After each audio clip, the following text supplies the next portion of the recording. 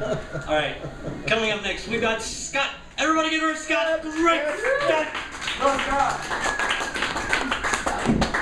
Was that your dance step? My dad's step? Yeah. She had a little music tone to it. Just a piece of paper. It's whatever you want it to be. Thought about just drum on the guitar a little bit.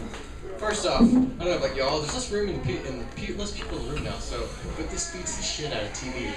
Oh yeah. What's TV? Yeah, really good point. YouTube, those other media. Exactly. Smart.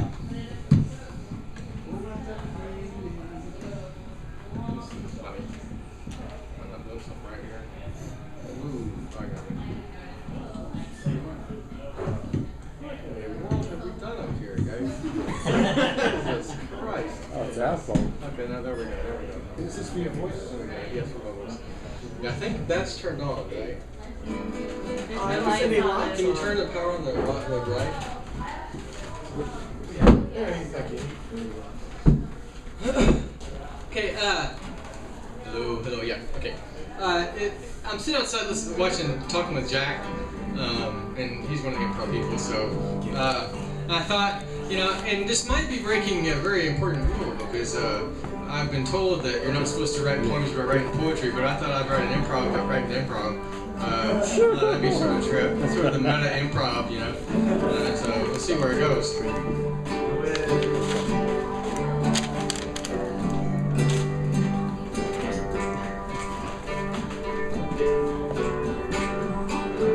So there was a time a while back, about 4 years ago, I'm sitting in Cafe Caffeine, South Austin.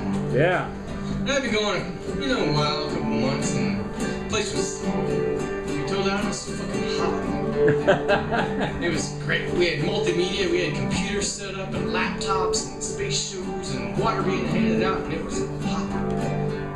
So I used to think, okay, man, I got that coming. It was Tuesday or Wednesday or whatever, and oh yeah, this is supposed to be about improv, so it's really just trying to figure out what the hell you're trying to say. But the whole point is, don't be afraid to say it, even though you don't know what it is, because that's sort of the idea. You gotta be afraid. You gotta live right there on the edge of what's not possible and is possible, and then you gotta go do it anyway. So here we go.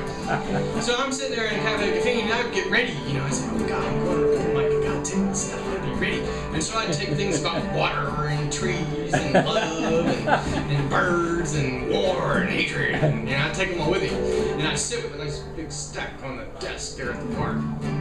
And I got used to watching this big round guy, who apparently I knew a long time ago. He didn't remember I knew him, but he would sit there and he would do this improv stuff, and he'd just make stuff up.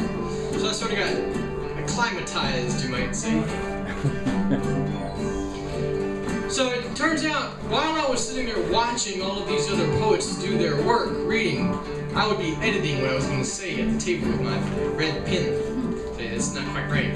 And one day I'm standing up there at the mic and I'm still editing while I'm at the fucking mic with my pen. And I'm like scratching through words, that's not right. And finally I say, to hell with this, and I threw the page aside and said, okay, look, I know what I want to say, which is what every poet in this room does. They all know what they want to say. It just turns out some of it ends up on paper, sometimes it doesn't. And so I just said it. I said, it's about this, it's about that, it's about whatever. And pretty soon I was addicted. In a big, serious, crazy way. And I've talked to other people about it. I talked to Jack about it. I said, man, what's it like when you walk off the stage after doing improv? And to me, it feels like I could be literally swept off the floor or poured into a puddle, like, on the side of the road where the water goes down. This one sort of feels like you just sort of pour yourself off. But that's sort of the idea.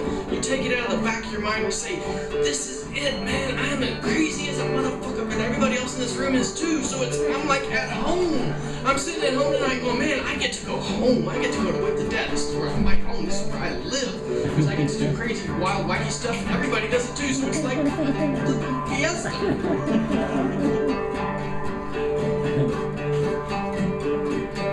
This is the guitar part.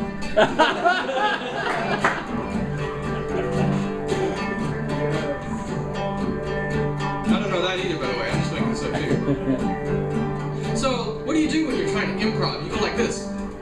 Okay, one second. I don't use a guitar anymore. So you do something crazy, you say.